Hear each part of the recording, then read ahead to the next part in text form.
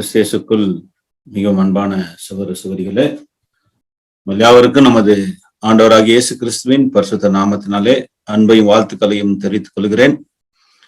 தேவனுடைய பிரதான கிருபையினாலே தேவன் நம்மை கண்மணி போல காத்து இந்த மாலை வேளையிலே நம்முடைய சமூகத்தில் நம்மை ஒன்று கூட்டி நம்முடைய பரிசுத்த வார்த்தைகளை நாம் தியானிக்கும்படியாக கிருபை செய்த நம்முடைய பிதாவாகிய தேவனுக்கு நமது ஆண்டவராகிய இயேசு கிறிஸ்துவின் நாமத்தினாலே நம் அனைவரும் நன்றிகளையும் ஸ்தோத்திரங்களை கூட நாம் தேவனுக்கு ஏறெடுத்துக் கொண்டு நாளுக்கான ஆசரிப்பு கூடாரத்தின் தொடர் பாடத்துக்குள்ளாக நாம் கடந்து செல்வோம். பிரியமான சகோதர சகோதரிகளே, தேவனுடைய கிருபையினால நம்ம ஆசரிப்பு கூடாரத்தின் பாடங்களை நாம் ஆரம்பிக்கும்படியாக தேவன் நமக்கு கிருபை செய்திருக்கிறார். அதுல கடந்த பாடத்துல நாம் படித்த பாடத்தின் தலைப்பு ஆசரிப்பு கூடாரத்தின் ஒரு கண்ணோட்டம் என்ற தலைப்பின் கீழே நாம் ஆரம்பித்திருந்தோம்.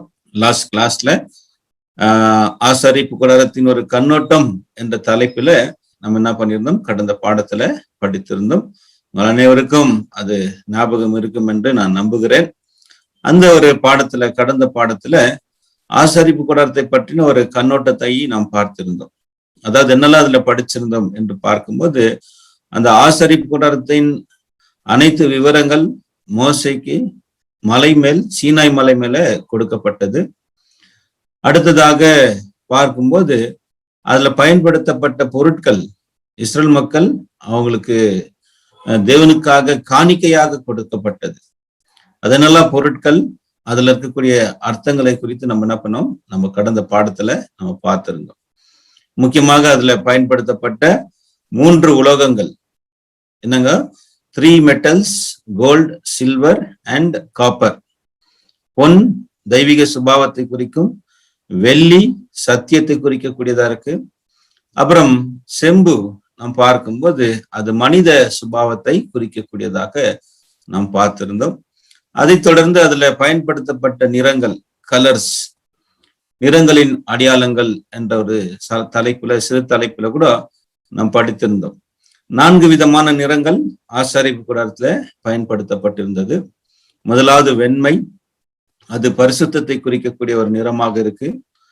இரண்டாவது நாம் பார்த்தோம் இளநீலம், ப்ளூ, அது விசுவாசத்தையும் அது உண்மையை குறிக்கக்கூடிய ஒரு நிறமாக இருக்கிறது. மூன்றாவதாக நாம் பார்த்தோம் சிவப்பு, சிவப்பு பலியை குறிக்கக்கூடிய ஒரு நிறமாகவும். 4வது நிறம் ரத்தாம்பரம், அது ராஜரீகத்தை குறிக்கக்கூடிய ஒரு நிறமாக நம்ம கடந்த பாடத்தில் நம்ம படித்திருந்தோம். இந்த பாடத்துடைய தொடர்ச்சி, முதலாம் பாடத்துடைய இன்னொரு பகுதியை நம்ம என்ன பண்ண போறோம், இன்றைக்கு நம்ம பார்க்க போகிறோம். எதை குறித்து இன்றைக்கு நாம் படிக்க போகிறோம் என்றால், ஆசரிப்பு கூடாரத்துல பயன்படுத்தப்பட்ட மரம், அந்த மரத்தின் பெயர் பார்த்தீங்கன்னா சித்தி மரம். இந்த சித்தி மரத்தை குறித்து நாம் படித்து இன்னும் இதுல இருக்கக்கூடிய வேறு சில விஷயங்களை நம்ம படித்து நம்ம கடந்து செல்லலாம். அதுல பயன்படுத்த பொருட்கள்ல அதிகமான பொருள் என்னன்னு பாத்தீங்கன்னா மரம், சித்தி மரம் என்று நாம் பார்க்கிறோம். அது நமக்கு வாசித்த வசனத்துல யாத்திராகமம் 25ஆம் அதிகாரம் வசனம் 5வது வசனத்துல நம்ம வாசிக்கிறோம், படிக்கலாம். யாத்திராகமம் 25:5வது வசனத்தை வாசிங்க சிஸ்டர். சிவப்பு தீர்ந்த ஆட்டுக்கடா தோலும் தகசு தோலும் சீத்திம் மரமும்.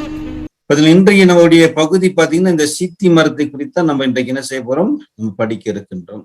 சித்தி மரத்தையும் அப்புறமா அதை தொடர்ந்து இதை கட்டின கட்டிட கலைஞர்களை குறித்தும் நம்ம என்ன செய்ய போறோம், நம்ம படிக்க போகிறோம். சரி, சித்தி மரத்தை குறித்து நாம் பார்க்கும்போது, அதாவது ஆசரிப்பு கூடாரத்துல பயன்படுத்தப்பட்ட அனைத்து பொருட்களும் சித்தி மரத்தால செய்யப்பட்டு பொன் தகடுகளாலையும் செம்பு தகடுகளால மூடப்பட்டதாக இருந்துச்சு. ஆசரிப்பு கூடாரத்துடைய அந்த பலகைகள், அதனுடைய சுவரு பலகைகள், அப்புறம் அதுல இருந்த பலிபீடம், அப்புறம் மேசை, அப்புறம் தூபபீடம், உடன்படிக்கை பெட்டி, இவை அனைத்தையும் இந்த சித்தி மரத்தினாலதான் செய்யப்பட்டது. இதை நீங்க பார்த்து கொண்டிருக்க, இந்த படத்துல பார்த்து கொண்டு இருக்கிற சித்தி மரம் இதுதான் என்று நம்ம பார்க்கிறோம்.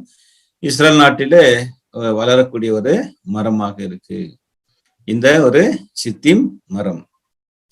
இந்த மரத்துடைய ஒரு விசேஷம் என்னன்னு கேட்டீங்கன்னா, இந்த மரம் விசேஷம் என்ன, ஏன் தேவன் இந்த மரத்தை இந்த ஆசாரிப்பு கூடத்துல பயன்படுத்தினார் என்று சொல்லி நம்ம இதை குறிச்சு நம்ம பார்க்கும்போது, இந்த மரம் அதாவது என்றும் பசுமையான மர குடும்பத்தை சார்ந்த ஒரு மரம்.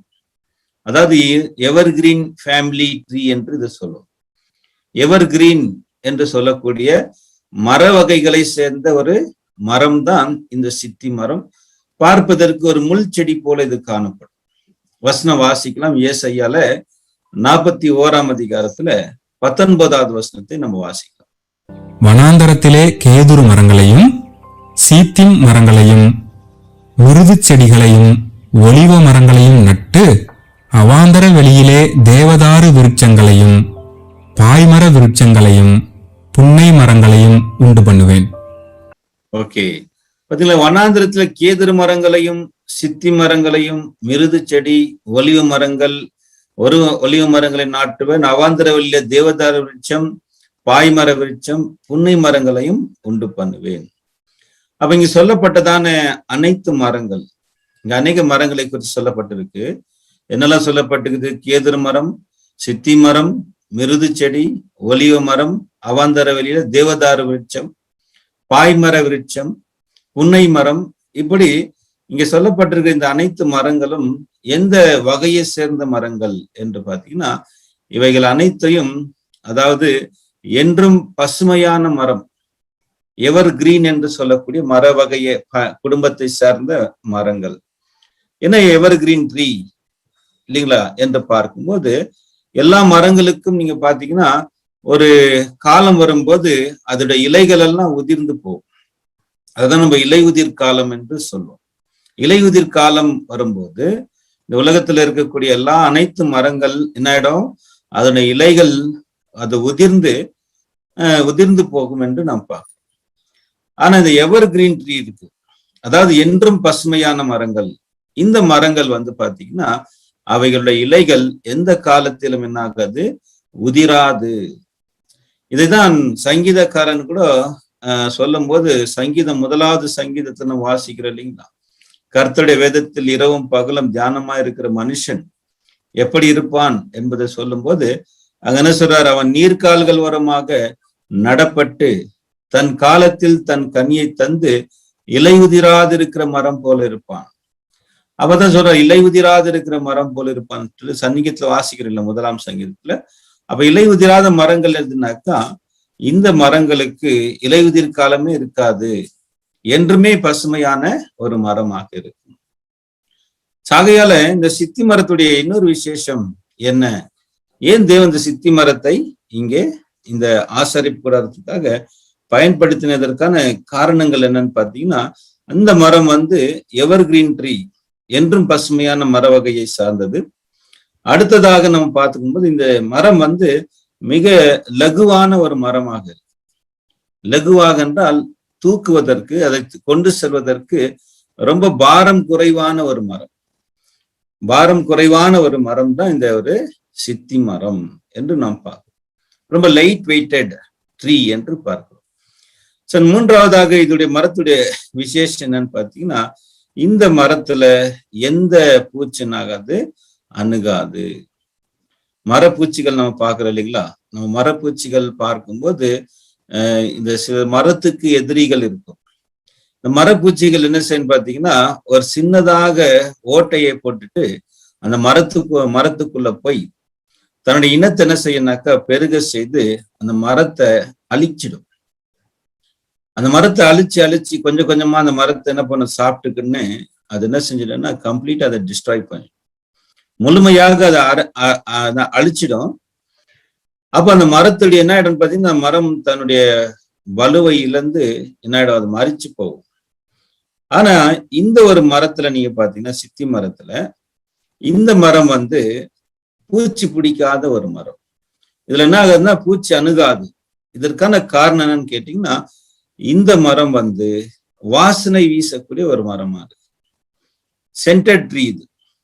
இதோடைய வாசனை பாத்தீங்கன்னா, இதோடைய வாசனை எந்த ஒரு பூச்சியும் தன் நண்டையில அணுகாத படிக்கு என்ன செய்யும், அதை துரத்தக்கூடிய அந்த வாசனை இருக்கு இதுல. சில மரங்கள் நாம் பார்க்கிறோம் இல்லைங்களா, சில மரங்கள் எப்படி இருக்குன்னு பாத்தீங்கன்னா நல்ல வாசனை தரக்கூடியதான மரங்கள். அதுல நம்ம பாக்குறோம் இல்லையா, நம்ம ஊர்ல நம்ம என்ன பண்ணுவோம், சந்தன மரம் பாத்தீங்கன்னா அந்த சந்தன மரம் கூட ரொம்ப வாசனை தரக்கூடிய ஒரு மரம். ரொம்ப தூரத்துக்கு என்ன பண்ண அந்த வாசனை வீசும் என்று நம்ம அதே போலதான் இந்த சித்தி மரம் கூட பாத்தீங்கன்னா பூச்சி பிடிக்காத ஒரு அணுகாத ஒரு மரம், அதே நேரத்துல வாசனை வீசக்கூடிய ஒரு மரமாக இருக்கு.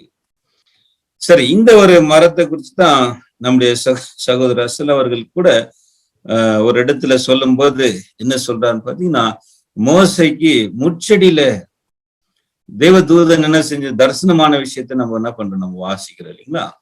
அந்த முட்செடி என்று அங்க பார்க்கும்போது அந்த ஒரு மரம் தான், அந்த மரம் கூட சித்தி மரமாகத்தான் இருக்கணும் என்பதாக சகோதரர் என்ன பண்றாரு, குறிப்பிடுகிறார். ஏன்னா அந்த முட்செடி என்று பார்க்கும், இந்த சித்தி மரம் கூட பார்ப்பதற்கு முட்செடியை போலதான் இருக்கும். அதே நேரத்துல இந்த சித்தி மரம் பார்ப்பதற்கு முட்செடியை போல இருக்கும், ஒரு குறிப்பிட்ட உயரத்துக்கு நாங்க வளரும். ஆகையால சகோதரர் ரசல் அவர்கள் கூட சொல்லும் போது இந்த விஷயத்தை குறிச்சு மோசைக்கு தரிசனம் காட்டுது இந்த ஒரு மரத்தை தான் இருக்கும் அப்படின்னு சொல்லி என்ன பண்றாரு, காட்டுகிறார். சரி, இந்த மரத்துடைய விசேஷம் பார்க்கும்போது பூச்சி அணுகாது, எந்த ஒரு பூச்சி இந்த மரத்தை அரிக்காது என்று நம்ம பார்க்கிறோம். அதே நேரத்துல வாசனை தரக்கூடிய ஒரு மரம் என்று நாம் பார்க்கிறோம். இந்த மரம் ஆசரிப்பு கூடாரத்துல பயன்படுத்தப்பட்டதான இந்த மரம் எதை அடையாளப்படுத்துகிறது?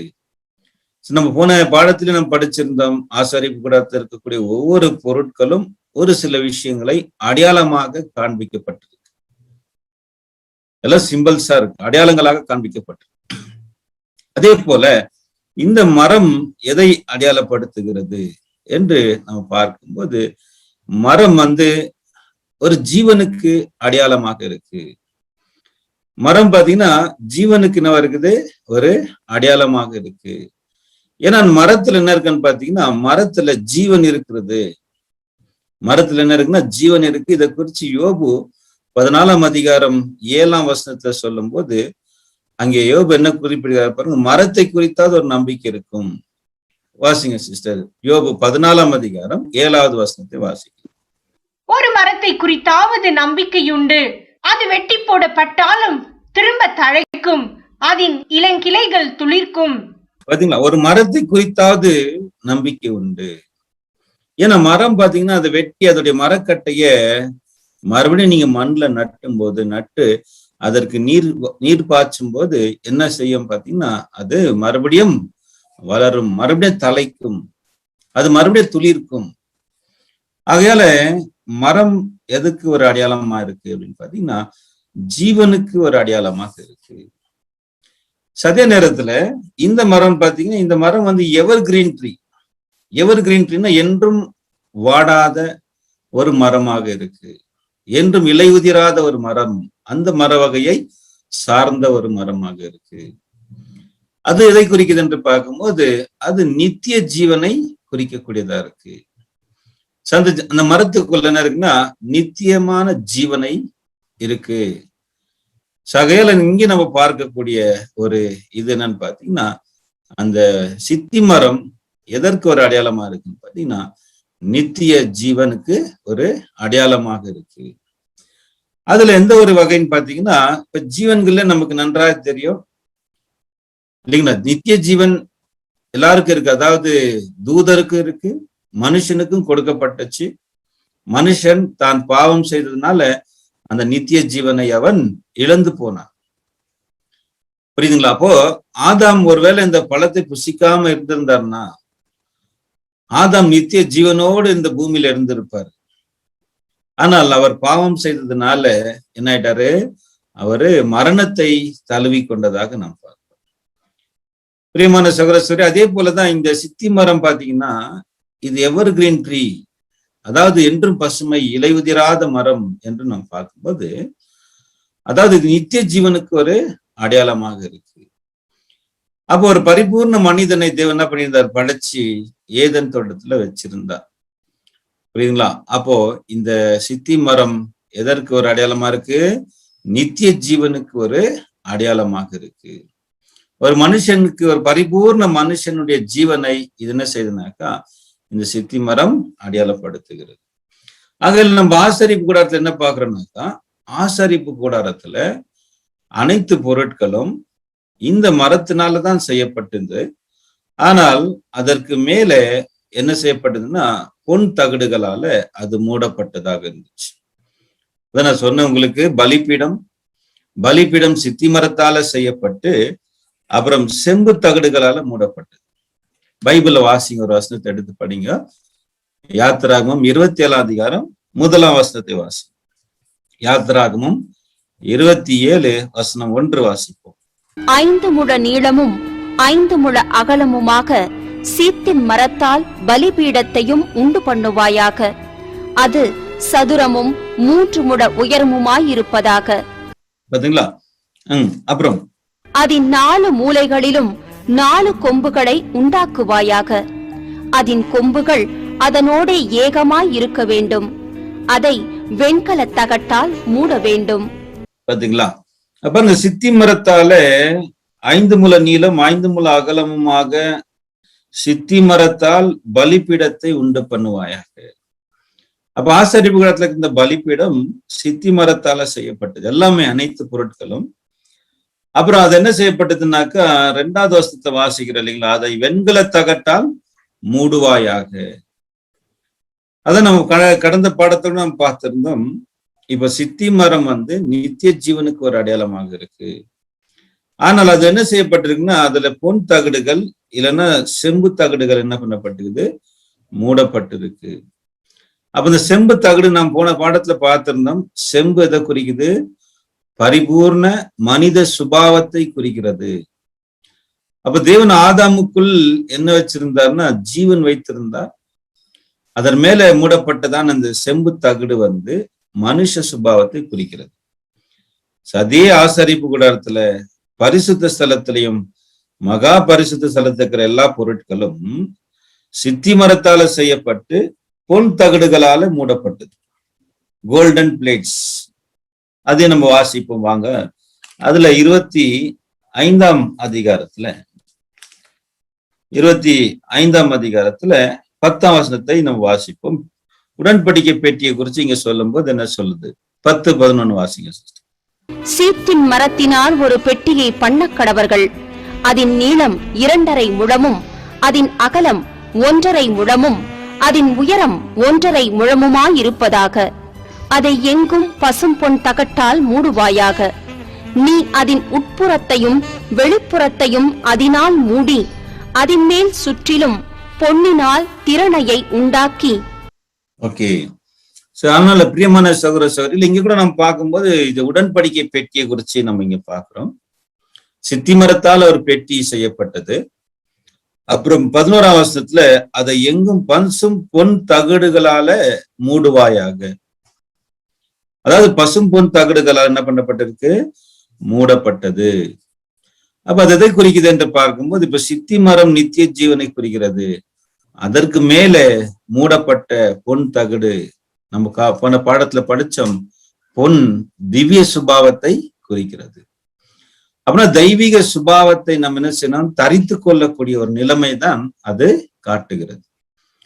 அதுதான் நம்ம புதிய ஏற்பாட்டுல அநேக இடங்களை நம்ம எப்படி எல்லாம் வாசிக்கிறோம்னாக்கா, புதிய மனிதனை தரித்து கொள்ளுங்கள், கிறிஸ்துவை தரித்து கொள்ளுங்கள் அப்படின்னு எல்லாம் வேதத்துல அநேக இடங்கள்ல பேசப்பட்டிருக்கு. அப்படின்னா என்னன்னா, கிறிஸ்துவை தரித்து கொள்ளுங்கள், அதாவது புதிய மனுஷனை நீங்க என்ன பண்ணுங்க? தரித்து கொள்ளுங்கள். இதெல்லாம் என்னத்தை சொல்லுது அப்படின்னு பார்க்கும்போது அந்த சுபாவத்தை அணிந்து கொள்வது. ஆனால் ஆதாம் எப்போ பாவம் செய்தாரோ, இந்த மரம் பாத்தீங்கன்னா, இந்த மரம் ஒரு பூச்சி பிடிக்காத ஒரு மரம். அதே நேரத்துல அது பூச்சி பிடிக்காததுக்கு என்ன காரணம் அப்படின்னு பாத்தீங்கன்னா, அதுல இருக்கக்கூடிய வாசனை. அந்த வாசனை என்ன செய்யணும்னு பாத்தீங்கன்னாக்கா, அந்த எந்த ஒரு பூச்சும் எந்த ஒரு கிருமியும் அது அணுகாதபடிக்கு என்ன செய்யாத, அதை தடுக்கும், அதை துரத்தும். அது எதை காட்டுகிறது என்று பார்க்கும்போது, இதை நாம் பார்க்கும்போது பூச்சி எதை குறிக்குது என்று பாத்தீங்கன்னா, பூச்சி பாவத்துக்கு ஒரு அடையாளமாக இருக்கிறது. ஒரு சிந்தை, ஒரு தவறான சிந்தை, ஒரு பாவம் எப்படி உருவாகுது? ஃபார் எக்ஸாம்பிள், இப்ப இந்த பூச்சி என்ன செய்யணும் பாத்தீங்கன்னா, இந்த மரப்பூச்சி இந்த மரத்துக்குள்ள ஒரு ஓட்டையை போட்டுக்கொண்டு இந்த மரத்துக்குள்ள என்னாகும், நுழைஞ்சிடும். அப்புறம் அந்த மரத்துக்குள்ளவே என்ன செய்யணும்னாக்கா, யாருக்குமே தெரியாம உள்ளவே என்ன செய்யணும்னா, அந்த மரத்தை அழிச்சுட்டே வர, கொஞ்சம் கொஞ்சமா அந்த மரத்தை சாப்பிடும். பகல் நேரங்கள்ல நமக்கு தெரியாது. இரவு நேரத்துல பாத்தீங்கன்னா, நம்ம தூங்கும் போது நம்ம வீடுகள்ல பழைய காலத்துல அநேகமா நிறைய பேருடைய வீடுகள் மரத்தினால என்ன பண்ணப்பட்டிருக்கும், மர தூண்கள் வைக்கப்பட்டிருக்கும். அப்ப என்ன இருக்குனாக்கா, அந்த மரத்துடைய சத்தம் கேட்க, கர் கர் கர்ன்னு என்ன பண்ணிருக்கு, நைட்ல ஒரே சவுண்டா இருக்கும். என்ன சத்தம் அதுன்னு கேட்டீங்கன்னாக்கா, வேற ஒண்ணும் இல்லை, அந்த மரத்துக்குள்ள பூச்சி நுழைஞ்சிருக்கு. அந்த பூச்சி என்ன செய்யுதுன்னு பாத்தீங்கன்னா, அந்த மரத்தை அழிச்சிட்டு இருக்கு. ஆனா யாருக்கு என்ன ஆகாது, பகல் நேரங்கள்ல சத்தத்துல யாருக்கும் தெரியாது, நைட்ல தான் தெரியும். ஆனா அது என்ன செய்யணும், அது அந்த மரப்பூச்சி அந்த மரத்துக்குள்ளவே நுழைஞ்சி என்ன செய்யணும்னு பாத்தீங்கன்னா, அந்த மரத்தை என்ன பண்ணும், அதை அழிக்க ஆரம்பிச்சிடும். அப்புறம் தன்னுடைய இனத்தை என்ன பண்ணாங்க, பெருக செஞ்சிடும். தன்னுடைய இனத்தை பெருக செய்து டோட்டலா கம்ப்ளீட்டா என்ன பண்ணிடும், ஒரு நாள் அந்த மரம் முழுமையாக அழிக்கப்பட்டு உடைந்து போகும். சகையால இந்த பூச்சி எதுக்கு ஒரு அடையாளமா இருக்குன்னா, பாவம். அதாவது பாவமான சிந்தனைகள், ஒரு பாவம் மனிதனுக்குள் எப்படி வருது, ஒரு பாவம் எப்படி வருகிறது என்பதை குறிச்சு யாக்கோபு சொல்லும்போது சொல்றார். யாக்கோபு 1ஆம் அதிகாரம் 15வது வசனத்தை நம்ம வாசிப்போம். யாக்கோபு 1:15 வசனத்தை வாசிப்போம். பின்பு இச்சையானது கர்ப்பம் தரித்து பாவத்தை பிறப்பிக்கும், பாவம் பூரணமாகும் போது மரணத்தை பிறப்பிக்கும். அப்ப இங்க பாருங்க, பின்பு இச்சையானது கர்ப்பம் தரித்து பாவத்தை பிறப்பிக்கும், பாவம் பூர்ணமாகும் போது மரணத்தை பிறப்பிக்கும். எப்படி ஒரு பாவம் நமக்குள்ள நுழையுது, பாவம் எப்படி நுழையுது என்று பார்க்கும்போது, பாவம் ஆசை, இச்சை. நமக்குள்ள ஒரு ஆசை உள்ள நுழையும் போது அது என்ன ஆகுதுன்னாக்கா, அது ஒரு கர்ப்பம் தரிக்குது. அப்புறம் அந்த கர்ப்பம் என்ன ஆகுதுன்னு பாத்தீங்கன்னா, அந்த கர்ப்பம் தரித்து பாவத்தை என்ன பண்ணும், பிறப்பிக்குது. அப்ப அந்த பாவம் பூர்ணமாகும் போது என்ன செய்யும் பாத்தீங்கன்னா, அது நமக்கு என்ன கொண்டு வரும்னாக்கா, மரணத்தை கொண்டு வரும். அதே போலதான் பாருங்க, இப்போ உதாரணத்துக்கு இப்போ ஆதாம் ஏவாளை குறித்து நாம் பார்க்கும்போது, தேவன் அவங்களை எப்படி படைச்சிருந்தார்னா, ஒரு பரிபூர்ண மனுஷனாக தேவன் அவங்களை படைத்திருந்தார். அவங்களுக்குள்ள எந்த பாவமும் இல்லை, ஒரு நித்திய ஜீவன் அவங்களுக்குள்ள இருந்துச்சு. ஆனா எப்போ இந்த பூச்சியை அனுமதித்தாங்களோ, தனக்குள்ள அனுமதித்தாங்களோ, அப்ப என்ன ஆச்சுனாக்கா, அது நாளடைவுல அது கர்ப்பம் தரித்து ஒரு நாள் என்ன செஞ்சுச்சு, பாவத்தை பிறப்பிச்சு. அப்படின்னா ஏவாளுக்குள்ள ஒரு ஆசை, என்ன ஆசை ஏவாளுக்கு வந்துச்சு அப்படின்னு கேட்கும்போது, அதான் நாம் பார்க்கிறோம், அந்த பழம் நன்மை தீமை அறியத்தக்க விருட்சத்தின் கனி. அதாவது நன்மை தீமை என்ற அறிவை கொடுக்கக்கூடிய ஒரு மரம். அப்ப அவங்க என்னத்தை விரும்புனாங்க அப்படின்னு பாத்தீங்கன்னாக்கா, அந்த அறிவை அவங்க விரும்புறாங்க, அது மேல ஆசைப்படுறாங்க. கண்டிப்பா தேவன் கொஞ்ச நாள் அவங்க காத்திருந்தாங்கன்னா, கண்டிப்பா தேவன் என்ன பண்ணிருப்பார், அவங்களுக்கு தேவன் அந்த பழத்தை கொடுத்திருப்பார், அந்த பழத்தை சாப்பிட சொல்லி விட்டு இருப்பார். ஆனா அவங்களை பரீட்சை பண்றாரு, அவங்களை டெஸ்ட் பண்றாரு. அவங்களை கீழ்ப்படிதல தேவன் பரீட்சை பார்க்கறதுக்காகத்தான் கொஞ்ச நாளைக்கு என்ன செய்யறாரு, இந்த விஷயத்த அவங்களுக்கு புசிக்க வேண்டாம்னு சொல்றாரு. அப்போ நமக்கு தோணலாம், என்ன தோணலாம், நன்மை தீமை அறிவது நல்லது தானேன்னு தோணலாம். ஆமா, கண்டிப்பா நல்லதுதான். தேவன் கண்டிப்பா ஆதாம் ஏவாளுக்கு என்ன பண்ணிருப்பார், கொடுத்திருப்பாரு. ஆனா அதற்கு முன்பாக தேவன் அவங்களுக்கு வச்ச அந்த ஒரு பரீட்சை, என்ன பரீட்சைனாக்கா, அவர்கள் என்னுடைய கட்டளைக்கு கீழ்ப்படிந்து நடப்பார்களா இல்லையா என்ற ஒரு பரீட்சை. இந்த ஒரு பரீட்சையில அடிப்படையில தான் தேவன் அவங்களுக்கு நித்திய ஜீவனை கொடுத்திருந்தார். ஆனா எப்போ அவங்க பாவத்துக்கு அனுமதி கொடுத்தாங்களோ, அதாவது எப்போ அவங்களுடைய சிந்தனைக்குள்ள இந்த ஆசை இச்சை என்பது உள்ள நுழைந்ததோ, அப்பவே அது என்னாச்சு, வளர ஆரம்பமாகி ஒரு நாள் அதை அவங்க புசித்தார்கள். அதாவது பாவத்தை பிறப்பிச்சு. அது பூரணமாகும் போது அந்த பாவத்தினால் அவங்களுக்கு வந்தது மரணம். அது அங்க ஏவாள் அந்த பழத்தை குறிச்சு பார்க்கும்போது என்ன சொல்றாங்க பாருங்க, பைபிள்ல படிக்கலாம். ஆதியாகமம் 3ஆம் அதிகாரத்துல 6வது வசனத்தை வாசி. ஆதியாகமம் 3:6. அப்பொழுது ஸ்திரீயானவள், அந்த விருட்சம் புசிப்புக்கு நல்லதும் பார்வைக்கு இன்பமும் புத்தியை தெளிவிக்கிறதற்கு இச்சிக்கப்படத்தக்க விருட்சமுமாயிருக்கிறது என்று கண்டு அதன் கனியை பறித்து புசித்து தன் புருஷனுக்கும் கொடுத்தாள். அவனும் புசித்தான். அப்ப இங்க பாக்குற அந்த அப்பொழுது ஸ்திரியானவள் அந்த விருட்சம் புசிப்புக்கு நல்லதும் பார்வைக்கு இன்பமும் புத்தியை தெளிவிக்கிறதற்கு இச்சிக்கப்படத்தக்க விருட்சமா இருக்கிறது. அதாவது விரும்பக்கூடிய ஒரு பழமா இருந்துச்சு. அந்த மரத்துடைய பழம், அந்த கனி எப்படி இருக்குன்னா பார்க்கவே ஒரு ஆசைப்படுற மாதிரி இருக்கு, அட்ராக்டிவா இருக்கு, அப்படியே ஒரு கவர்ச்சியா இருக்கு. அதை பறிச்சு சாப்பிடணும்ன்ற ஒரு தூண்டுதல் என்ன செய்யுது, அது ஏற்படுத்துது. சந்த ஒரு நாங்க இப்போ என்ன ஆகுது, அந்த பழத்தை அவங்க என்ன பண்றாங்க, இச்சிக்கிறாங்க. அதான் நம்ம பார்க்கும்போது இந்த மரத்துக்குள்ள அந்த பூச்சி எப்போ நுழைதோ என்ன ஆகுது, உள்ள போய் தன்னுடைய இனத்தை பெருக செய்து, தன்னுடைய இனத்தை பெருக செய்து கொஞ்சம் கொஞ்சமாக அந்த மரத்தை அழிச்சுட்டே வருது. அப்படிதான் ஒரு பாவம் உள்ள நுழைஞ்சு அது பல விஷயங்களை பிறப்பிக்குது. ஃபார் எக்ஸாம்பிள், இப்ப என்னாச்சு, இப்போ ஏவாளுக்குள்ள இந்த ஆசை என்கிற உள்ள ஒரு பூச்சி என்ன ஆகுது, நுழைது. அது என்ன செய்யுதுன்னா தேவனுக்கு விரோதமா கீழ்ப்படியாமைக்குள்ள கொண்டு போகுது.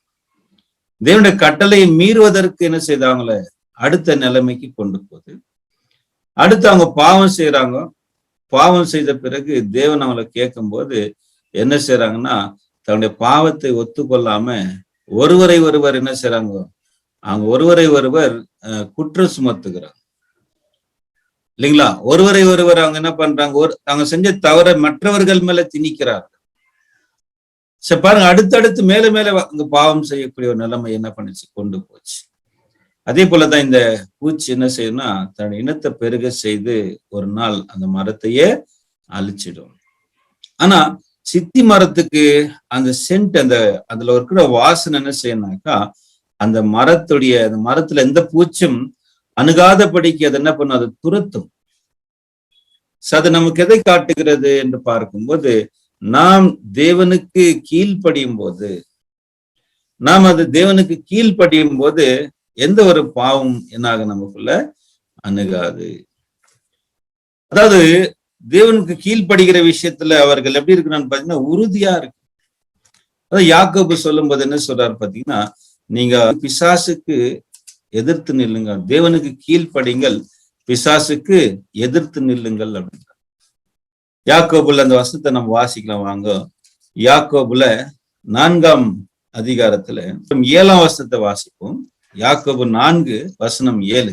ஆகையால் தேவனுக்கு கீழ்ப்படிந்திருங்கள், பிசாசுக்கு எதிர்த்து நில்லுங்கள், அப்பொழுது அவன் உங்களை விட்டு ஓடி போவான். பாத்தீங்களா? அதான் அப்ப பார்க்கும்போது இந்த சென்ட் என்ன செய்யுதுல இருக்கக்கூடிய இந்த வாசனை என்ன செய்யுன்னு பாத்தீங்கன்னா, அந்த எந்த ஒரு பூச்சம் தன்னை கிட்ட அணுகாதபடிக்கு அது என்ன பண்ணும், அதை துரத்தும். அதே மாதிரி எது நம்ம விட்டு நமக்குள்ள எந்த பாவம் அணுகாதபடிக்கு எது நம்மை விட்டு இது துரத்தக்கூடியது அப்படின்னு பாத்தீங்கன்னா தேவனுக்கு கீழ்ப்படிதல். அதான் சொல்றாரு இங்க யாக்கோபு, தேவனுக்கு கீழ்ப்படிந்திருங்கள், அப்புறம் பிசாசுக்கு எதிர்த்து நில்லுங்கள், அப்பொழுது அவன் உங்களை விட்டு ஓடி போவான் அப்படின்னு சொல்லி. அப்போ சாத்தான் எப்படி நம்ம கிட்ட உள்ள வருகிறான் அப்படின்னு பாத்தீங்கன்னா அதற்கு நம்ம அனுமதி கொடுத்தா தான். நம்ம அனுமதி கொடுக்கும் போதுதான் பாவம் நமக்குள்ள நுழையுது. இல்லாகட்டி கண்டிப்பாக அது என்ன செய்யாதுன்னு பாத்தீங்கன்னா நம்முடைய அனுமதி இல்லாம சாத்தான் நம்ம கிட்ட நுழையவே முடியாது. நம்ம அதுல உறுதியா இருந்தோம்னாக்கா, அதாவது தேவனுக்கு கீழ்ப்படிந்து சாத்தானை என்ன பண்ணும், எதிர்த்து நிற்கும் போது அப்ப என்ன ஆகும் பாத்தீங்கன்னா அந்த சாத்தான் நம்ம விட்டு ஓடி போவான். சித்தி மரத்துடைய ஒரு விசேஷங்கள் நம்ம பார்க்கும்போது அது எது வரைக்கும் அது வாசனை வீசுதோ அது வரைக்கும் எந்த பூச்சம் தன்னுக்கிட்ட என்னாகாது, அணுகாது. அப்ப ஆதம் ஏவாள் தேவனுக்கு கீழ்ப்படியாமல் போனதுனால அந்த மரம் என்ன ஆச்சுன்னு பாத்தீங்கன்னா அது பூச்சி பிடிச்சி பாவத்தின் சம்பளம் மரணத்தை அவங்க பெற்றுக்கொண்டார். ஆக இந்த மரம் முதலாவது நித்திய ஜீவனுக்கு ஒரு அடையாளமா இருக்குது. இப்ப இது எவர் கிரீன் ட்ரீ, என்றும் இலையுதிராது இருக்கிற ஒரு மரம் இது என்பதாக நம்ம இங்கே பார்க்கிறோம். அடுத்ததாக இந்த மரத்துடைய ஒரு விசேஷம் என்னன்னு பாத்தீங்கன்னா, இந்த மரம் ரொம்ப லகுவானதாக இருக்குது, லைட் வெயிட்டட். அதாவது இந்த மரம் வந்து ரொம்ப லகு. ஏன் என்று பார்க்கும்போது ஆண்டவர் ஏன் இந்த மரத்தை வந்து தேர்ந்தெடுத்தார்னாக்கா, அதாவது ஆசரிப்பு கூடாரத்தின் ஒவ்வொரு பொருட்களும் ஒரு இடத்திலிருந்து இன்னொரு இடத்துக்கு என்ன செய்யும், பயணிக்கக்கூடியதாக இருந்துச்சு. ஒவ்வொரு இடத்துல இருந்து இன்னொரு இடத்துக்கு பயணிக்கக்கூடியதாக இருந்துச்சு. அங்கால பாரமா இருந்துச்சுன்னா அவங்களால என்ன பண்ண, எடுத்து செல்வதற்கு கொஞ்சம் கஷ்டமாக இருக்கும். அங்கால பாரம் குறைவாக இருந்துச்சுன்னா அப்போ அவங்கனால என்ன பண்ண, சுலபமாக எடுத்து செல்ல முடியும். அதே போல இந்த பாரம் என்பது நமக்கு எதை குறிக்கிறது? நாம் கூட இப்ப ஒரு பயணத்துல இருக்கிறோம். நம்ம கூட ஒரு பயணத்துல தான் இருக்கிறோம். நம்முடைய வாழ்க்கை ஒரு பயணம். நாம் இந்த ஒரு உலகம் என்கிற இந்த ஒரு வனாந்திரத்துல இருக்கிறோம். இந்த வனாந்திரத்துல ஒரு பயணம் செய்து கொண்டிருக்க, எதை நோக்கின்னு பார்க்கும்போது பரம கானானை நோக்கி நம்முடைய பயணம். அவன் அந்த பயணத்துல இருக்கிற எப்படி இருக்கணும் அப்படின்னு பார்க்கும்போது ரொம்ப இலகுவாக, பாரம் குறைவானவர்களா, பாரம் குறைவா இருக்கும் போதுதான் நம்மளால சுலபமாக பயணிக்க முடியும். அதிக பாரங்களை எடுத்து வச்சுக்கின்னு பயணிக்கும் போது என்னாகும், கஷ்டமாகும். அதான் இந்த பாரத்தை குறிச்சு சொல்லும் போது என்ன சொல்றாரு லூக்கா 21:34. உங்கள் இருதயங்கள் பெருந்திண்டியினாலும் வெறியினாலும் லௌகீக கவலைகளினாலும் பாரமடையாதபடிக்கும் நீங்கள் நினையாத நேரத்தில் அந்த நாள் உங்கள் மேல் வராதபடிக்கும் எச்சரிக்கையாயிருங்கள். பாத்தீங்களா? அதாவது உங்கள் இருதயம் பெருந்திண்டினாலும் வெறியினாலும் லௌகீக கவலையினாலும் பாரம் அடையாதபடிக்கு. அப்ப இங்க என்ன சொல்றாரு ஆண்டவர்னா, உங்களுடைய இருதயம் என்ன ஆயிடக்கூடாது, பெருந்திண்டினாலும் வெறியினாலும் லௌகீக கவலைகளினால் பாரம் அடையாதபடிக்கு. அதாவது உலகத்தை குறிச்ச கவலைகள். ஐயா, இந்த உலகத்துல எனக்கு அது இல்லையே, இது இல்லையே, எனக்கு வீடு இல்லையே, எனக்கு சொத்து இல்லையே அப்படின்ற ஒரு அந்த மாதிரி ஒரு கவலைகளால் என்ன ஆயிடக்கூடாது, பாரம் ஆயிடக்கூடாது. ஏன்னா நம்ம இந்த பூமியில ஒன்று கொண்டு வருதில்லை, இதுல இருந்து ஒன்று கொண்டு போவதும் இல்லை. அதான் போல் சொல்லிட்டார், இந்த பூமியில நம்ம ஒரு பயணிகளாகத்தான் இருக்கிறோம். அதாவது நம்ம ஒரு பரதேசிகளா இருக்கிறோம். இங்க ஒரு நிரந்தரமான வாழ்க்கை நமக்கு கிடையாது. ஆகையால நம்முடைய மனசு இந்த மாதிரி விஷயங்களில் என்ன ஆயிடக்கூடாது, பாரம் ஆயிடக்கூடாது. அதான் பவுல் தீமோத்தேயுக்கு சொல்லும் போது என்ன சொல்றாரு, நீங்கள் என்ன செய்யுங்க, நீங்கள் வந்து போதுமென்ற மனதுடனே கூடிய தெய்வ பக்தியே மிகுந்த ஆதாயம். போதுமென்ற ஒரு மனசோடு கூட தேவன் நமக்கு என்ன கொடுத்திருக்கிறாரோ அதே போதும் என்ற ஒரு மனசோடு கூட தேவ பக்தியை நாம் உள்ளவர்களாக இருந்தால் அதுதான் நமக்கு மிகுந்த ஆதாயம் சொல்றார். தீமோத்தியில சொல்லும் போது சொல்றார் நமக்கு, தீமோத்தி 6ஆம் அதிகாரத்துல அப்போஸ்தலர் பவுல் இதை குறிச்சு நமக்கு எழுதுறார். அதில் நம்முடைய தேவைகள் என்னவா இருக்கணும், நம்முடைய தேவைகள் என்னவா இருக்கணும் அப்படின்னு பாத்தீங்கன்னா, வெறும் நம்முடைய தேவைகள் வந்து இந்த உலகத்தை குறிச்சு இல்ல, எனக்கு சொத்து இல்லை, எனக்கு வீடு இல்லை, அது இல்லைன்ற ஒரு கவலைகள் இருக்கக்கூடாது. நம்முடைய முதல் தேவை ஆவிக்குரிய விஷயங்கள், ஆவிக்குரிய தேவைகளாகத்தான் இருக்கு. இந்த மாதிரி உலக காரியங்களில் நம்ம என்ன கூடாது, நம்முடைய இருதயம் பாரம் அடையாதபடிக்கு. அதான் இந்த மரம் எவ்வளவு லகுவா இருக்குதோ, எவ்வளவு பாரம் குறைவா இருக்குதோ, அப்போதுதான் அதால சுலபமாக என்ன செய்ய முடியும், பயணிக்க முடியும். இந்த உலகத்துல நமக்கு அதிகமா ஆஸ்தி இருக்கும்போது ஒருவேளை இருந்துச்சுன்னா நம்ம மறிக்கிறதுக்கு என்ன பண்ண மாட்டோம், விரும்ப மாட்டோம். நமக்கு உயிர் போகுது அப்படின்னா ஐயோ என்ன பண்ணுவோம் நம்ம. அது இந்த பூமியில நமக்கு எதுவுமே இல்லை அப்படின்னாக்கா நம்ம எப்பவுமே ரெடியா இருப்போம் இந்த உலகத்தை விட்டு போவதற்கு. வகையிலதான் இங்க சொல்லும் போது நம்ம இந்த பயணத்துக்கு இந்த மரம் எப்படி இருக்கணும் அப்படின்னு பாத்தீங்கன்னா அது பாரம் குறைவாக இருக்கணும். அதனாலதான் தேவன் இந்த தேர்வு செய்யறாரு. அதே போலதான் நம்ம கூட இந்த பூமியில ஒரு பரதேசிகளாக, ஒரு பயணிகளாக இருக்கிறோம். வனாந்திரம் என்கிற இந்த பூமியில நம்ம என்ன செஞ்சுக்கிறோம், ஒரு பயணத்தை செய்து கொண்டிருக்கிறோம். ஆனா இந்த பயணத்துல நாம் அநேக வேண்டாத விஷயங்களை நம்முடைய எண்ணங்களிலும் நம்முடைய பாரம், நம்முடைய கவலைகளாக மாறிவிடாதபடிக்கு, அது நமக்கு பாரமாகி விடாதபடிக்கு இந்த பாரங்கள் எல்லாம் நம்ம என்ன செய்யணும், எடுத்தெறிந்து. அதான் ஆண்டவர் சொல்றாரு, உங்கள் இருதயம் பெருந்திண்டினாலும் லௌகீக கவலைனாலும் பாரம் அடையாதபடிக்கு அப்படின்னு சொல்லலாம். ஓகே, சோ இதோடைய விசேஷம் நம்ம பார்க்கலாம். சோ அடுத்ததாக இந்த சித்தி மரம், அதாவது இந்த ஆசரிப்பு கூடாரம் அப்ப மோசேவால கட்டப்படும் போது இது சித்தி மரத்தால கட்டப்பட்டது. சித்தி மரங்களை கொண்டு என்ன செஞ்சாரு, இந்த பொருட்கள் எல்லாம் செய்யப்பட்டது. சோ அதுல இருந்த பாடங்களை நாம் பார்த்துட்டு இருக்கோம். அடுத்ததாக சாலமோன் இந்த ஆசரிப்பு கூடாரத்தை என்ன செய்யறான்னு பார்த்தீங்கன்னா ஒரு ஆலயமாக கட்டுகிறார். சாலமோன் ஆலயமாக கட்டும் போது என்ன மரத்தை பயன்படுத்தினார்? சாலமோன் என்ன மரத்தை பயன்படுத்தினார்? சித்தி மரத்துக்கு பதிலாக கேதுரு மரத்தை பயன்படுத்தினார்.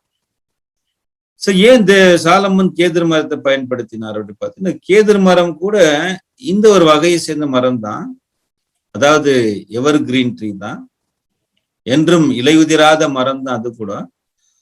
ஆனால் தேவனுடைய ஒரு வழிநடத்தல் படி என்ன செஞ்சார்னா, சாலமோன் சித்தி மரத்துக்கு பதிலாக கேதுரு மரத்தை கொண்டுதான் இந்த ஆலயம் கட்டப்பட்டதாக நாம் பார்க்கிறோம். ஆனால் ரெண்டு மரமும் ஒரே வகையை சேர்ந்த மரமாக இருக்கிறது. சதான் நம்ம இங்கே இந்த விஷயத்துல பார்க்கிறோம். அடுத்த ஒரு விஷயத்துக்கு நம்ம என்ன செய்வோம், நம்ம கடந்து செல்வோம். அடுத்த விஷயம் என்னன்னு பாத்தீங்கன்னா, இதுல பாருங்க, இந்த நம்ம மரத்தை குறிச்சு பார்த்துக்கிற மரம். அடுத்த விஷயம் என்னன்னு பாத்தீங்கன்னா, இந்த ஆசரிப்பு கூடாரத்தை உருவாக்கினவர்கள், இதை கட்டின கட்டிட கலைஞர்கள், ஆர்டிசன்ஸ் யார் என்பதை பார்ப்போம். அப்புறம் அதுல இருக்கக்கூடிய பாடத்தை கூட நம்ம பார்த்து இந்த முதலாவது பாடத்தை நம்ம நிறைவு செய்வோம்.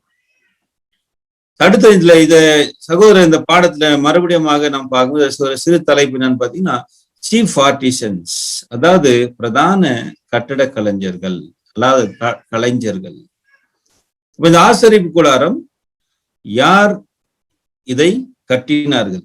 மோசே இந்த ஆசரிப்பு கூடாரம் எப்படி கட்டப்படணும், என்னென்ன பொருட்களை கொண்டு கட்டப்படணும், அதோடைய அளவு எவ்வளவா இருக்கணும் என்பதெல்லாம் மோசையை கொண்டு தேவன் சொல்லியிருந்தார்.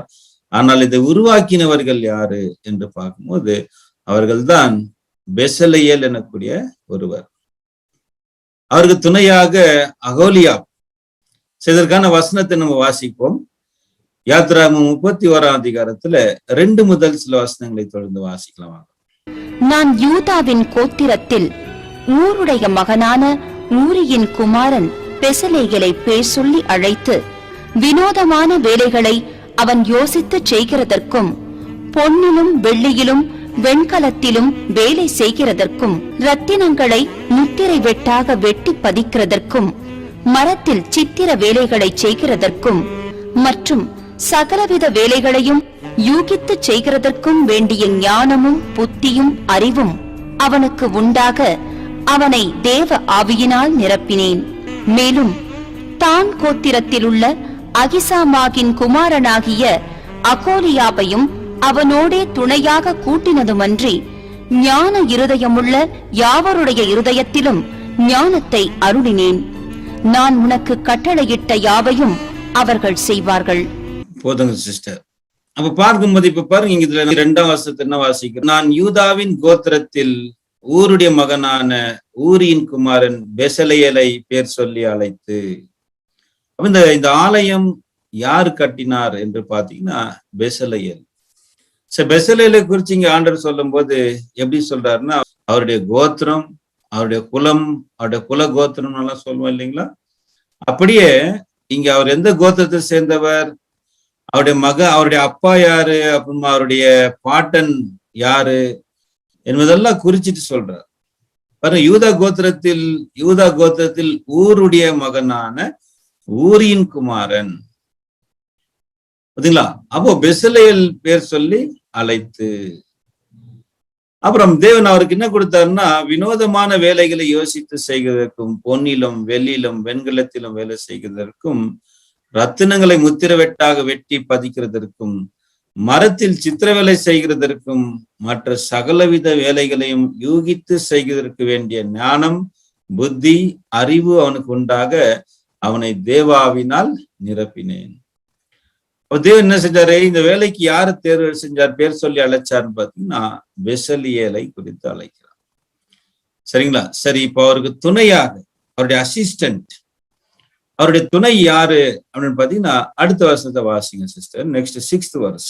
மேலும் தான் கோத்திரத்தில் உள்ள அகிசாமாகின் குமாரனாகிய அகோலியாபையும் அவனோடே துணையாக கூட்டினதுமன்றி ஞான இருதயமுள்ள யாவருடைய இருதயத்திலும் ஞானத்தை அருளினேன்.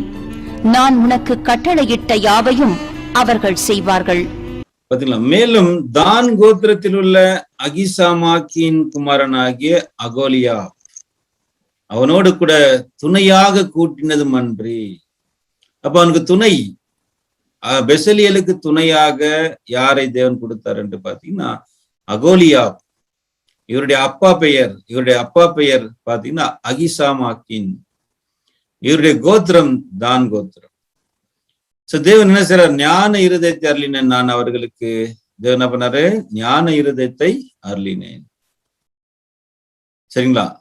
பிரியமான சகோதர சகோதரியில இந்த 2 பேர்கள் தான், அதாவது பெசலெயல், அகோலியாப் தான் இந்த கட்டடத்தை என்ன செஞ்ச, இந்த ஆசாரிப்பு கூடாரத்தை அனைத்து வேலைகளும் அங்கு செய்தார். அனைத்து வேலைகள், பொன், வெள்ளி, வெண்கல வேலைகள், கோல்டன் ஒர்க்ஸ், சில்வர் ஒர்க், அப்புறம் செம்புனால செய்த வேலைகள். அப்படின்னா இவங்களுக்கு எல்லா வேலையும் அறிந்திருந்தார்கள். ரத்தினங்களை முத்திர வெட்டாக வெட்டுறது, அப்புறம் மரத்துல சித்திர வேலைகளை செய்கிறது, அனைத்து வேலைகளையும் அறிந்தவர் தான் இந்த பெசலெயல். அவர்தான் முக்கியமாக பார்க்கும்போது தேவனால அழைக்கப்பட்டவர். யூதா கோத்திரத்தில ஊருடைய மகனான ஊரின் குமாரன் பெசலெயலை பேர் சொல்லி அழைத்து. இங்களை நம்ம பார்க்கும்போது இந்த பெசலெயலை குறிச்சு நம்ம பார்க்கும்போது இவருக்கு தேவன் என்ன கொடுத்தாருன்னு பாத்தீங்கன்னா இவருக்கு ஞானத்தையும் புத்தி அறிவு அவருக்கு கொடுத்தார் என்று பார்க்கிறோம். அவருக்கு துணையாக அகோலியாபை தேவன் என்ன செய்றார்? அவருக்கு துணையா, அவருடைய அசிஸ்டன்ட் யாருன்னு பாத்தீங்கன்னா அகோலியா. இவர்கள் இருவரும் சேர்ந்துதான் இந்த ஆசாரிய கூடாரத்தை எல்லாம் முழுமையாக அவர்கள் கட்டினார்கள் என்று பார்க்கிறோம். சகையில இவங்க 2 பேருக்கு பார்க்கும்போது பெசலெயலை குறிச்சு நாம் பார்க்கும்போது அவருக்கு என்ன கொடுத்தாரா? ஞானம் புத்தி அறிவு அவனுக்கு உண்டாக தேவ ஆவியினால நிரப்பினேன். அதே போல இதுக்கு இணையான ஒரு வசனம் நம்ம எங்க படிக்கலாம் அப்படின்னு பார்க்கும்போது ஏசாயா 11ஆம் அதிகாரத்துல நமது ஆண்டவராகிய இயேசு கிறிஸ்துவை குறித்து சொல்லும் போது கூட அவரை குறிச்சு கூட இந்த அவருடைய கோத்திரத்தை குறிச்சு என்ன பண்ணப்பட்டது சொல்லி அவருக்கு தேவன் என்ன கொடுத்தாரு என்பதை கூட அங்க சொல்லப்பட்டிருக்கு. அப்ப வாசிக்கலாம் வாங்க. ஏசாயா 11ஆம் அதிகாரம் வசனம் 1 முதல் சில வசனங்களை படிப்போம். ஈசா என்னும் அடிமரத்திலிருந்து ஒரு துளிர் தோன்றி அவன் வேர்களிலிருந்து ஒரு கிளை எழும்பிச் செழிக்கும். ஞானத்தையும் உணர்வையும் அருளும் ஆவியும், ஆலோசனையையும் பெலனையும் அருளும் ஆவியும், அறிவையும் கர்த்தருக்கு பயப்படுகிற பயத்தையும் அருளும் ஆவியுமாகிய கர்த்தருடைய ஆவியானவர் அவர் மேல் தங்கியிருப்பார்.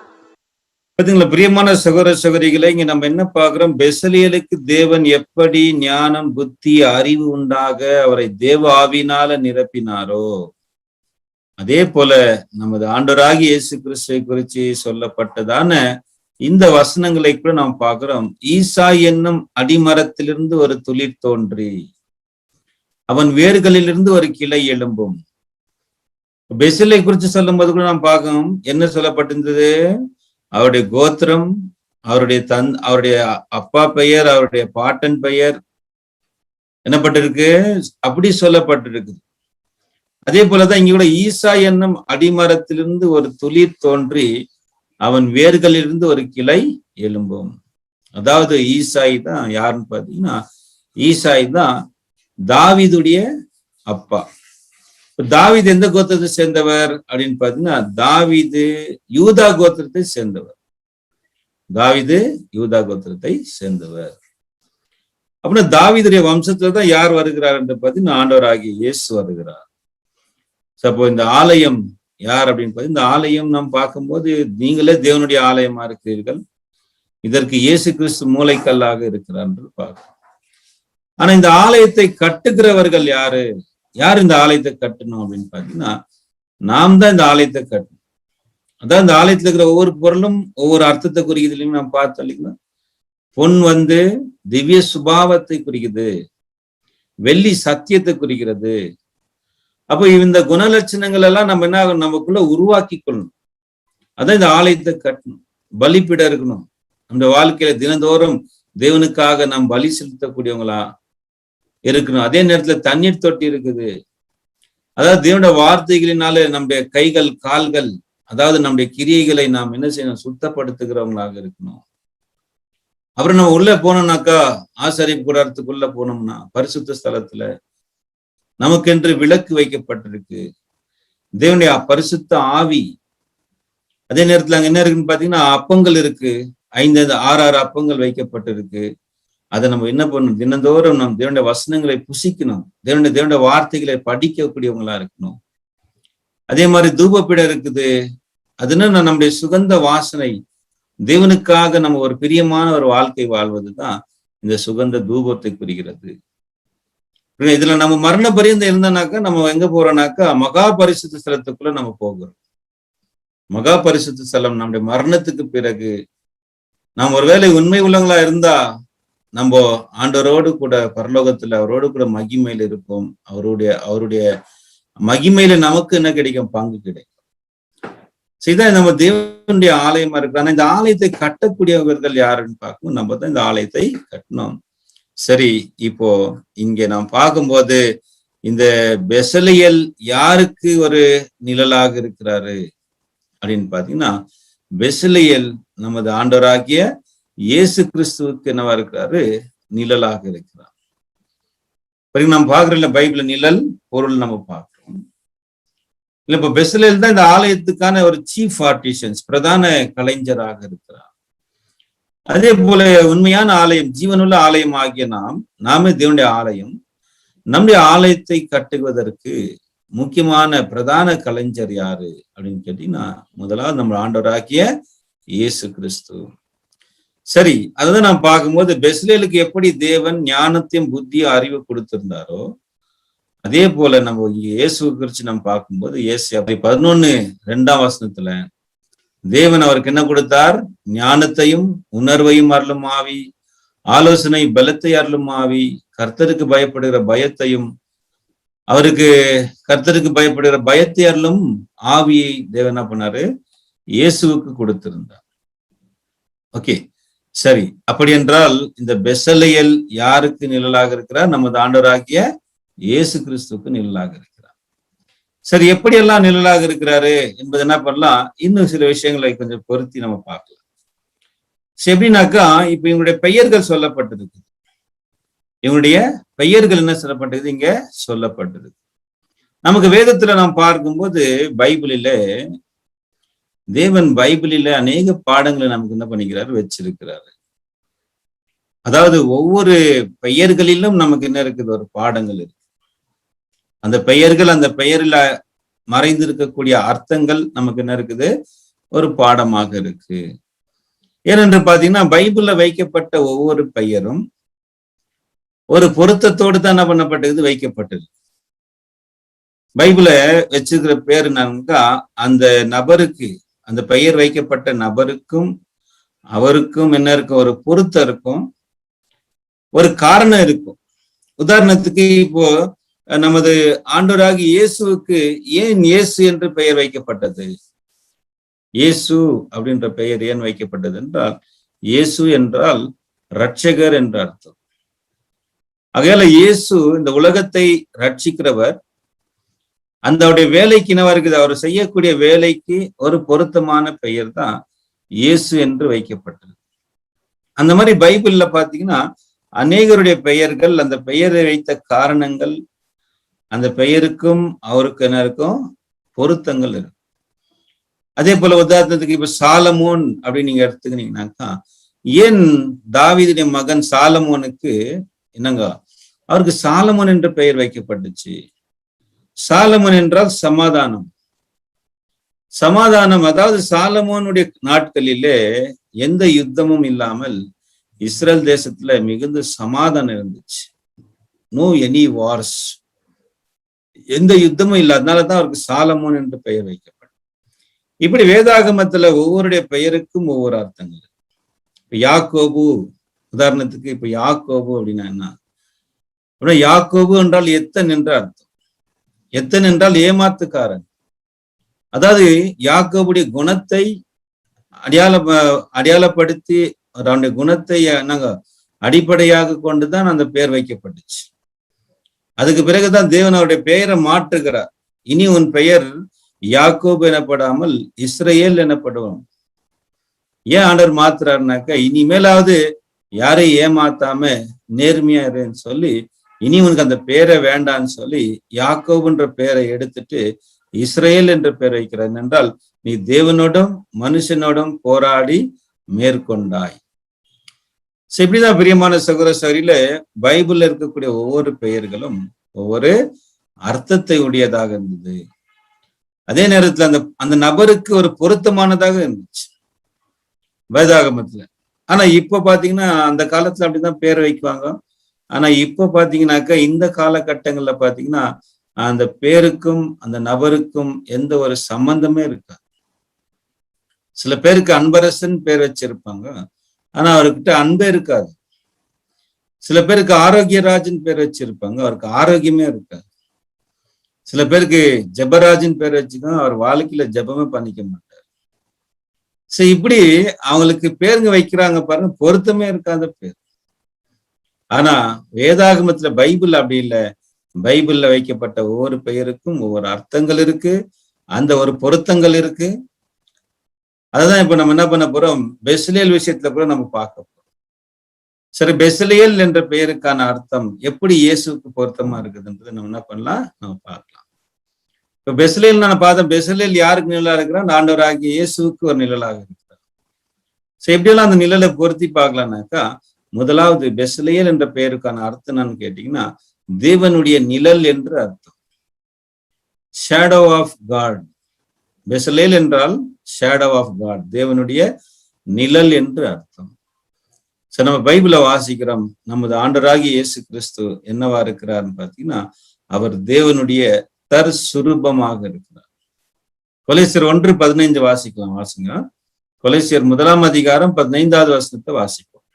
அவர் அதரிசனமான தேவனுடைய தற்சுரூபமும் சர்வ சிருஷ்டிக்கும் முந்தின பேருமானவர்.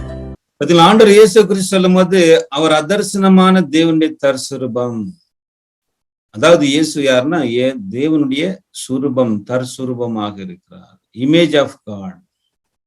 பிரியமான சகோதர சகோதரிகளே, அதாவது பெஸ்லேல் அப்படின்றால் தேவனுடைய நிழல் என்று பெயர். அதே போல இயேசு கூட எப்படிப்பட்டவரா இருக்குன்னா, தேவனை போன்றவர், தேவனுடைய தற்சுரூபம் என்று நம்ம பார்க்கிறோம். சரி, அடுத்த விஷயம் பார்க்கும்போது, இப்ப பெஸ்லேலுடைய மகன், பெஸ்லேல் யாருடைய மகன் அப்படின்னு கேட்டீங்கன்னா, பெஸ்லேல் ஊரியின் மகன். ஓகேங்களா? யாருடைய மகன் இவரு? ஊரியுடைய மகன். இவருடைய ஊரின் பெஸ்லேல் யூதாவின் கோத்திரத்தில் ஊருடைய மகனான ஊரியின் குமாரன். ஓகேங்களா? அப்போ இவருடைய தாத்தா பெயர், அதாவது இவருடைய பாட்டன் பெயர், இவருடைய கிராண்ட் ஃபாதர், அவருடைய பெயர் என்னன்னு கேட்டீங்கன்னா ஊர். நாங்க பேரு ஊரு. அப்புறம் அவருடைய மகன் தான் ஊரி. அப்ப பெஸ்லேலுடைய அப்பா பெயர் என்னன்னு கேட்டீங்கன்னா ஊரி. அவருடைய ஃபாதர் நேம் இஸ் ஊரி. ஊரினா என்ன அர்த்தத்தை குறிக்குது? ஊரி என்றால் அது லைட், ஒளி என்று அர்த்தம். ஊரி என்றால் ஒளி என்று அர்த்தம். அதே போல நமது ஆண்டவர் இயேசு கூட இந்த உலகத்துக்கு ஒளியாக இருக்கிறார். ஜீசஸ் இஸ் தி லைட் என்று நாம் பார்க்கிறோம். யோவான் 1:9 வாசிப்போம். யோவான் 1:9 உலகத்திலே வந்து எந்த மனுஷனையும் பிரகாசிப்பிக்கிற ஒளியே அந்த மெய்யான ஒளி. பாத்தீங்களா? உலகத்தில் வந்த எந்த மனுஷனையும் பிரகாசிப்பிக்கிற அந்த மெய்யான அந்த ஒளியே மெய்யான ஒளி. பாத்தீங்களா? அந்த நமது ஆண்டவராகிய இயேசு இந்த உலகத்துக்கு ஒளியாக இருக்கிறார். அது ஒளின்னு என்னன்னு கேட்டீங்கன்னா, நமக்கு ஒரு முன் மாதிரியாக இருக்கிறார். அவருடைய வாழ்க்கை, அவருடைய குணங்கள் அனைத்திலும் அவர் நமக்கு ஒரு எக்ஸாம்பிள், ஒரு முன் மாதிரியாக இருக்கிறார். சகலதான் இயேசுவை ஒளி என்று சொல்லுகிறது. சரி, இப்ப ஊர் என்ற பெயருக்குன்னு அர்த்தம் பார்க்கும்போது என்னன்னாக்கா ஒளி என்று அர்த்தம். அவருடைய பாட்டன் பெயர், அதாவது பெஸ்லுடைய தாத்தா, அவருடைய பாட்டன் பேர் கிராண்ட் ஃபாதர். அவருடைய பேர் என்னன்னு கேட்டீங்கன்னா ஊர். அவருடைய பெயர் நாங்க ஊர் என்று பார்க்கிறோம். சரி, ஊர் என்ற பெயருக்கான அர்த்தம் என்னன்னு கேட்டீங்கன்னாக்கா, ஊர் என்ற பெயருக்கான அர்த்தம் உயர்ந்த என்ற அர்த்தத்தை குறிக்கிறது. நோபல், உயர்ந்த என்ற அர்த்தத்தை குறிக்கிறது. அதே போல நம்முடைய ஆண்டவராகிய இயேசு கிறிஸ்து என்னவா இருக்கிறார் பாத்தீங்கன்னா, அவர் உயர்ந்தவராக இருக்கிறார். அதாவது அவர்தான் எப்படிப்பட்டவரா இருக்கிறார் பாத்தீங்கன்னா, அவர் ஐஸ்வர்யம் உள்ளவர், நோபல் மேன். அதான் 2 கொரிந்தியர் 8ஆம் அதிகாரம் 9வது வசனத்துல ஆண்டவர் இயேசுவை பத்தி அப்போஸ்தலன் பவுல் சொல்லும் போது அவர் ஐஸ்வர்யம் உள்ளவராக இருந்தார். வாசிக்கலாம் வாங்க, 2 கொரிந்தியர் 8:9 வாசிங்க. நம்முடைய கர்த்தராகிய இயேசு கிறிஸ்துவின் கிருபையை அறிந்திருக்கிறீர்களே, அவர் ஐஸ்வர்யம் உள்ளவராயிருந்தும் நீங்கள் அவருடைய தரித்திரத்தினாலே ஐஸ்வர்யவான்களாகும்படிக்கு உங்கள் நிமித்தம் தரித்திரரானாரே. பாத்தீங்களா, அவர் ஐஸ்வர்யம் உள்ளவராயிருந்தும். இயேசு யாரா இருக்கிறார்னா இஸ் ரிச், அதாவது அவரு ஐஸ்வர்யம் உள்ளவராக இருந்தார். எவ்வளவு ஐஸ்வர்யவான் இயேசு கிறிஸ்து அப்படின்னு கேட்டீங்கன்னா, இந்த சூரியன், சந்திரன், நட்சத்திரங்கள் அனைத்து சர்வமும் தேவன் யாருக்காக படைச்சார் அப்படின்னு கேட்டீங்கன்னா இயேசுக்காகத்தான் படைச்சார். அத கொலைசில நம்ம வாசிக்கிறோம், அவருக்கென்றும் சகலமும் அவருக்கென்றும் அவரை கொண்டும் அவருக்கென்று சிருஷ்டிக்கப்பட்டது. அப்ப அனைத்து அனைத்து அகிலத்துக்கும் ஒரே வாரிசு யாருன்னு கேட்டீங்கன்னா ஆண்டவராகிய இயேசுதான். ஏனால் அவர்தான் அவருடைய ஒரே பேரான குமாரன். சகலமும் ஆண்டவராகிய இயேசுக்காகத்தான் படைக்கப்பட்டது. ஆனால் பாத்தீங்கன்னாக்கா அவர் நமக்காக என்ன ஆனார்னா, நீங்கள் அவருடைய தரித்திரத்தினால் ஐஸ்வர்யவானாகும்படிக்கு உங்கள் நிமித்தம் தரித்திரரானார். அதுலயும் அவருடைய பார்க்கும்போது அவர் ஐஸ்வர்யம் உள்ளவராக வெறும் இந்த ஆஸ்தியில மாத்திரம் இல்ல, அவருடைய மனசு கூட எப்படி இருந்துச்சுன்னா ஐஸ்வர்யம் உள்ளவராக இருந்தார். அதாவது அவருடைய குணம் கூட பாத்தீங்கன்னா, அவருடைய குணத்துல கூட அவர் ஐஸ்வர்யவானாதான் இருந்தாரு. எப்படின்னு கேட்டீங்கன்னா, மத்தவங்களுக்காக தன்னுடைய ஜீவனையே கொடுக்கக்கூடியவங்களா, மத்தவங்களுக்காக தன்னுடைய ஜீவனையே கொடுத்தா இருப்பாரு. பிரியமான சகோதரரே, நிறைய பேர்கிட்ட பணம் இருக்கும், ரொம்ப ஐஸ்வர்யவான்களா இருக்கும், ஆனா மத்தவங்களுக்கு கொடுக்குற மனசு இருக்காது. அப்படின்னா அவங்க இன்னும் ஏழையா தான் இருக்கிறாங்க. எதுல ஏழையா இருக்கிறாங்கன்னா, மனசு, அவங்களுடைய ஏழை மனசு, கொடுக்கக்கூடிய மனசு வர மாட்டேங்குது. அப்படியே அவங்க குணத்துல என்னவா இருக்கிறாங்க, அவங்க ஏழையா இருக்கிறாங்க. ஆனா அவங்க அவங்க உண்மையான பணக்காரர்கள் அவங்க கிடையாது. உண்மையான பணக்காரர்கள் யாருனாக்கா, கொடுக்கக்கூடிய மனசு இருக்கு பாத்தீங்களா, அவங்க தான் உண்மையான பணக்காரர், அவங்க தான் உண்மையான ஐஸ்வர்யவான். அதே போலதான் ஆண்டவர் இயேசு மற்றவர்களை ஐஸ்வர்யவான்கள் ஆக்குறதுக்காக தன்னையே தரித்திரராக்கினார்னு பாத்தீங்கன்னா, அது அவருடைய உயர்ந்த குணத்தை குறிக்கக்கூடியதா இருக்கு. அப்ப ஊர் அப்படின்னா என்ன அர்த்தம்னா, உயர்ந்த என்ற அர்த்தம். ஊர் என்றால் உயர்ந்த என்ற அர்த்தம். அதாவது இயேசு உயர்ந்த குணம் படைத்தவராக மற்றவர்களை ஐஸ்வர்யங்களாக்குறதுக்காக தன்னை தரித்திரராக்கி கொண்டார். ஆனா அநேகர் எப்படின்னாக்கா, இந்த உலகத்துல நீங்க பாத்தீங்கன்னாக்கா, தான் மேல வருவதற்காக மற்றவர்களை ஏமாற்றி மற்றவங்களை தரித்திரராக்கி தான் மேல வருவாங்க. இன்னைக்கு அதான் இந்த உலகமும் அப்படிதான் போயிட்டு இருக்கு, சுயநலத்தை நோக்கி போயிட்டு இருக்குது. மற்றவங்களை மிதிச்சு மேல வரக்கூடியவங்களா இருப்பாங்க. ஆனா ஆண்டவர் இயேசு அப்படி இல்லை. அவருடைய குணம் பாத்தீங்கன்னா உயர்ந்த குணம், மற்றவர்களை ஐஸ்வர்யங்களாக்குறதுக்காக தன்னை தரித்திரராக்கி கொண்டார். அதான் பவுல் இங்க எழுதுறாரு, நம்முடைய கர்த்தராகிய இயேசு கிறிஸ்துவின் கிருபையை அறிந்திருக்கிறீர்களே, அவர் ஐஸ்வர்யம் உள்ளவராய் இருந்தும் நீங்கள் அவருடைய தரித்திரத்தினாலே ஐஸ்வர்யம் வாங்கும்படி உங்கள் நிமித்தம் தரித்திரரானாரே. அப்ப இந்த ஊர் என்ற பெயருக்கு அர்த்தம் பாத்தீங்கன்னாக்கா என்னங்க, நோபல், உயர்ந்த என்ற அர்த்தத்தை குறிக்குது. அடுத்ததாக நாம் பார்க்கும்போது அவர் எந்த கோத்திரத்தை சேர்ந்தவர் என்று பார்த்தீங்கன்னா யூதா கோத்திரத்தை சேர்ந்தவர். இப்ப யூதா என்ற பெயருக்கு அர்த்தம் என்னன்னு கேட்டீங்கன்னா துதி என்ற அர்த்தம். துதி என்ற அர்த்தம். அதாவது நமது ஆண்டவர் இயேசுக்கு இது எப்படி பொருத்தமா இருக்குன்னு பாத்தீங்கன்னா, இயேசு கிறிஸ்து பிறக்கும் போதே, இந்த பூமியில பிறக்கும் போதே என்ன நடந்துச்சு அப்படின்னு பாத்தீங்கன்னா, தேவதூதர்கள் தேவனை துதித்தார்கள். லூக்கா 2ஆம் அதிகாரம் 14ஆம் வசனத்தை வாசிப்போம். லூக்கா 2:14 வாசிங்க. உன்னதத்தில் இருக்கிற தேவனுக்கு மகிமையும் பூமியிலே சமாதானமும் மனுஷர் மேல் பிரியமும் உண்டாவதாக என்று சொல்லி தேவனை துதித்தார்கள். ஆண்டவர் பிறக்கும் போதே தேவதூதர்கள் தேவனை துதித்தார்கள். ஏனென்று பார்க்கும்போது இதுவரைக்கும் இந்த பூமி எத்தனையோ துயரத்தை கஷ்டத்தை கண்டிருக்கிறாங்க. சாபத்துல இருந்த இந்த பூமியை மீட்கிறதுக்காக இரட்சகர் பிறந்திருக்கிறாரு. ஆகையால தேவனுக்கு துதித்தார்கள், அவர் தேவனை துதித்தார்கள். உன்னதத்துல தேவனுக்கு மகிமை, பூமியில சமாதானமும் மனுஷர் மேல் பிரியமும் உண்டாவதாக என்று சொல்லி தேவனை துதித்தார்கள். எப்படிப்பட்ட ஒரு சந்தோஷம் இல்லைங்களா பிரியமான சகோதரர்களே. ஆண்டவர் இயேசு இந்த பூமியில நிறைய பேர் பிறந்திருக்கிறாங்க. நிறைய மகான்கள் பிறந்திருக்கிறார்கள். ஆனால் எல்லாவற்றிலும் சிறந்த ஒரு மகான் யார் அப்படின்னு சொல்லனாக்கா நமது ஆண்டவராகிய இயேசு கிறிஸ்து. ஏனென்றால் அவர் பிறந்ததுனாலதான் இந்த பூமியில இருந்து சாபம் நீக்கப்பட்டுச்சு இல்லைங்களா. இந்த பூமி மேல வந்து சாபத்தை நீப்பதற்காக இயேசுவானவர் இந்த பூமியில பிறந்தார். அதனால்தான் சொல்றாங்க, இந்த வசனத்தை சொல்றாங்க, உன்னதத்தில் தேவனுக்கு மகிமை, பூமியில சமாதானம், மனுஷர் மேல் பிரியம் உண்டாவதாக என்று சொல்லி தேவனை துதித்தார்கள். பிரியமான சகோதர சகோதரிகளே, அப்படி பார்க்கும்போது இந்த பெத்லகேல் எப்படி, அதாவது நமது ஆண்டவராகிய இயேசுக்கு ஒரு நிழலாக இருக்கிறார். அவருடைய பெயர், அவருடைய அப்பா பெயர், அவருடைய பாட்டன் பெயர், அப்புறம் அவருடைய கோத்திரம், இதெல்லாவற்றையும் நாம் பார்க்கும்போது அது நமது ஆண்டவர் இயேசுக்கு ரொம்ப பொருத்தமாக இருக்கிறார்.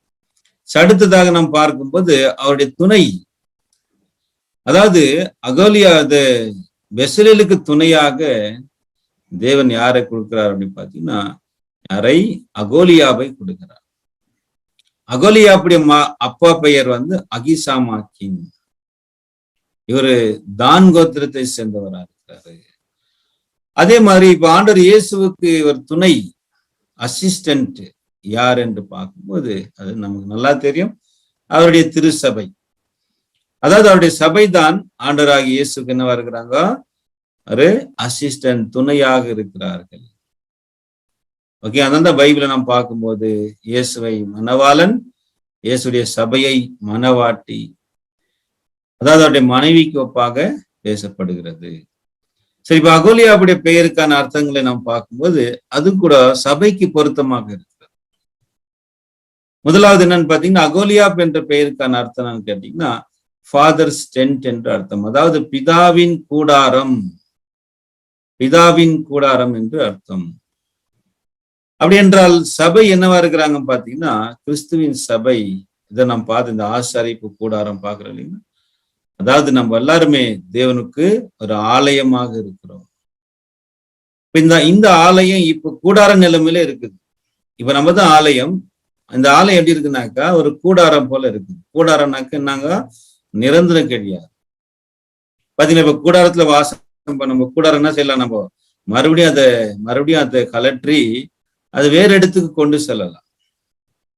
ஆனா கட்டடமா கட்டிட்டோம்னாக்க, கல்லு வச்சு கட்டடமா கட்டிட்டா அது நிரந்தராங்க, அது பில்டிங், இம்மூவபிள்.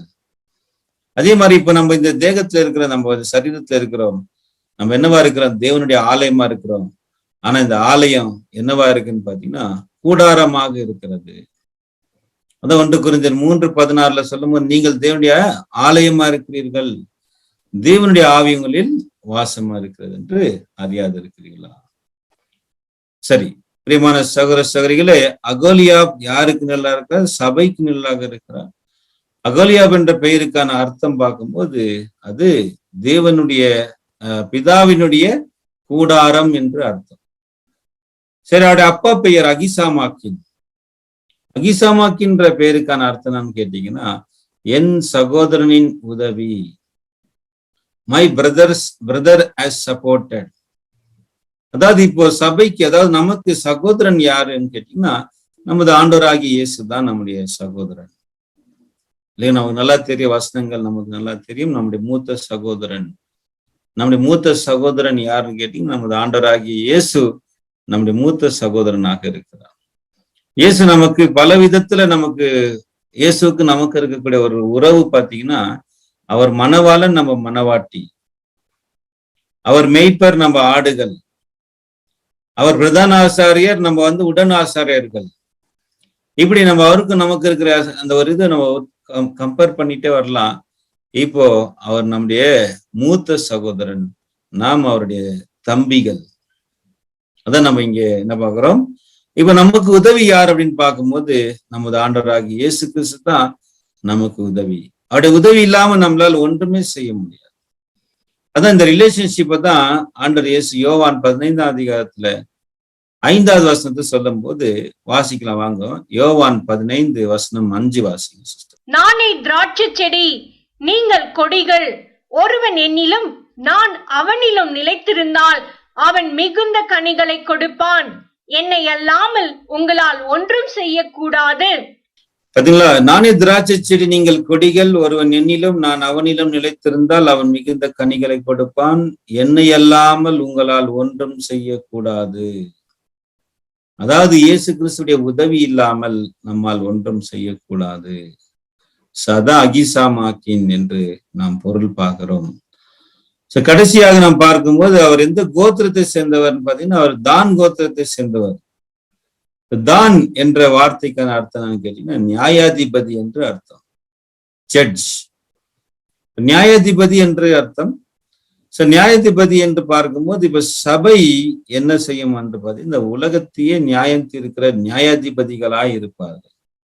இதான் பவுல் 1 கொரிந்தியர் 6ஆம் அதிகாரம் 2வது வசனத்தில் சொல்லும் போது சொல்றாரு. நம்ம குறிச்சு வாசிக்கலாம். 1 கொரிந்தியர் 6:2. பரிசுத்தவான்கள் உலகத்தை நியாயம் தீர்ப்பார்கள் என்று அறியீர்களா? உலகம் உங்களால் நியாயம் தீர்க்கப்படுவதா இருக்க அற்ப வழக்குகளை தீர்க்க நீங்கள் அபாத்திரரா? பரிசுத்தவான்கள் உலகத்தை நியாயம் தீர்ப்பார்கள் என்று அறியீர்களா?